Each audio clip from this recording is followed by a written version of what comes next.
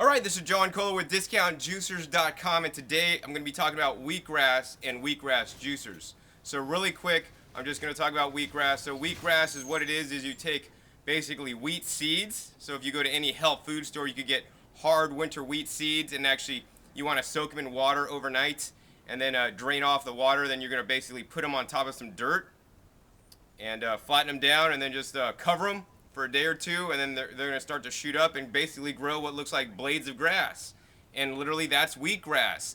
And they say that wheatgrass is very, very, very good for us because some of the nutrients contained in the wheatgrass, such as enzymes and chlorophyll and all the other things. And the thing is, when you're drinking fresh wheatgrass juice that you grew your own wheatgrass, it's just really powerful because it's fresh. I mean, you cut it and then you juice it, and right there you have, fresh green juice. There's nothing better than fresh green juice. I'm lucky to have a big garden behind me, so even if you don't have access to wheatgrass, you don't necessarily have to grow wheatgrass to get all the benefits. I mean, you could use kale leaves, baby kale leaves, or, big sized kale leaves, or any kind of leafy green. They all contain chlorophyll, and chlorophyll, I think, is one of the main reasons why wheatgrass is so good for us. The other reason why I think it's so good for us is because it's you're cutting it fresh and juicing it right away. So it has what's called life force, or, energy, chi, prana, whatever you want to call it. It's so good for us. So with that, that's a little bit about wheatgrass. We're going to talk about how to juice it. So this video happens to be on manual wheatgrass juicers. So, manual wheatgrass juicers are hand operated. So, in case the power goes out, you could actually attach it to your table and crank the crank. You put the wheatgrass in here, and it basically goes down a single auger and basically compresses the space smaller and smaller, and basically the juice will come out. So the juice will come out the front of the machine, the side of the machine here, and the pulp will come out of the front. And you'll see this red knob on the front, and some people don't necessarily know what this knob is for. So what this knob is for, I would call this knob something like a outlet adjusting knob.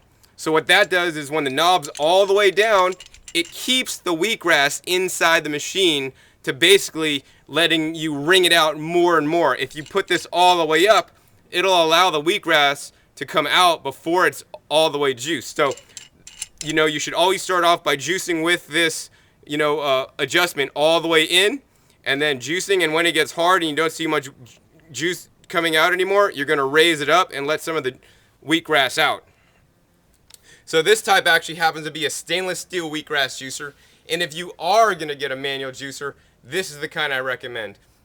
This is stainless steel. It won't rust, it won't disintegrate, it won't leach any maybe plastics into your wheatgrass juice. I mean, it's stainless steel, and it also has a screen in there, so it's going to get a good yield. This is one basic design. Another design, this is actually sold as the Tornado wheatgrass juicer. There's also the Hurricane juicer that has a new, different design, and I kind of like the new design in the Hurricane a little bit better than the Tornado, although some people swear by this design.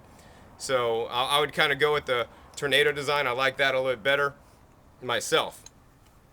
So this is really easy to take apart. They give you a wrench actually to take apart, but it's hand tight today. So you can kind of see that this is the auger inside the machine, and then you basically have a stainless steel screen that comes out. Now sometimes this screen gets stuck in there, and I had a couple customers with this problem. I mean, literally there's a little lip on it, so you could just pull it right out. So once again, cleaning this machine, because it is stainless steel, is not too difficult. Maybe use a small a vegetable brush or a toothbrush to get into all the tight places.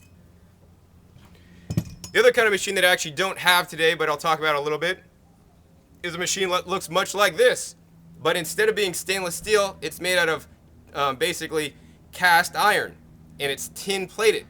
So when they do the tin plating, they basically tin plate it, and then after they do the tin plating, they do some machining. So basically they machine in the screw, threads, and they machine some other parts. So that part is not tin plated, so then it's just cast iron. So the problem with the cast iron tin plated machines I've seen are that it tends to rust if you don't wash it and clean it right after you're done. I guess if you could keep up with that, wash it and get it dry right after, it won't rust, but nobody wants rust in their wheatgrass juice. The other machine that I'm going to talk about really quick is actually called the Healthy Juicer. Now the Healthy Juicer originally came out, and it has a suction cup base. So you can see on the bottom it's a suction cup base. This works really good on marble, or you know, if you could get a whole tile to sit on a whole tile, it basically suctions on to the bottom. And then that didn't work for a lot of people, so then they actually came out with the clamp. So you could put the clamp on there. And then basically with this machine, it has a nice long lever, so you can get some really good action with the nice long lever and good leverage, actually. And it has a auger, much like the stainless steel unit we just saw. We'll unscrew this here. And it has, it's basically a stainless steel end, and that's where most of the juicing is occurring. You know, the wheatgrass gets in here, and then it gets smaller and smaller, then gets crunched up against this end and juiced. The problem I see with this juicer primarily, and let me show you, is that, you know, there is no juicing screen in here. If you take it apart, it's basically like there's a trough that runs along the bottom of the machine, and the juice is supposedly supposed to basically fall in this trough and then run out this little hole, and then after it runs out the hole, it goes in the collection cup, which does have a screen. But inside the juicer, it doesn't have a screen. And when this juicer first came out, you know, they said you could juice everything in it. You know, so I actually took this juicer. It's all made out of plastic. So I actually took it on my carry-on to a trip with me in Europe. And I was trying to juice carrots and oranges. And you know what? It just really didn't work too well on those kinds of things. But it's really good for juicing wheatgrass and other leafy greens, you know, kind of. But I'm not a big fan of this juicer, okay? So I'd much rather you know, if you get a manual juicer, I'd much rather you get the stainless steel juicer if you could, you know, afford that, because I mean that's a one-time investment. I mean those things are literally going to last forever. Unlike these plastic units, I've had, you know, people with the plastic breaking and other things, and you know, so I'm not a big fan of these. I mean, this is if you're just getting into wheatgrass and you're not sure you want to dedicate, you know, the stainless steel ones run around $100 depending on which model you get. I mean, this thing is around, you know, $45. So this is a good, you know, if you just want to get your feet wet and you're not sure, but if you're anywhere near sure that you'll ever juice wheatgrass for a long time, get the stainless steel one. Even if you don't use it that long, it does have a high resale value too. So remember that. So if you absolutely don't want to spend the money for the stainless steel one, I would even recommend the cast iron tin plated unit before I would recommend the plastic one personally. So that's just me. I mean, you know, but if you do want to travel, this might be a viable alternative because it is all plastic and really light. I guess it does have its pluses and minuses, but I'm not a big fan of this one because of the screen. And that basically, they also make a healthy juicer electric. And the electric model is basically the same design, and it's just mated with an electric motor on the end. And they basically sell that as a wheatgrass juicer also. And once again, it has, you know, the same issues as this one. It doesn't have a screen, so you know, for an electric wheatgrass juicer, if you just want to juice wheatgrass, if you're not serious about juicing wheatgrass, it might be something to get your feet wet. But, you know, I'd much rather you spend a little bit more money and get a machine that's going to juice wheatgrass and everything else, you know, such as leafy greens and all the other things. So you could be sure to visit my website, discountjuicers.com, or, you know, my YouTube videos to see other juicers that will juice wheatgrass and other things. The ones I currently recommend are the Omega models, 8003, 8004, 8005, and 8006 for juicing wheatgrass as well as other things. It's going to get a really high yield.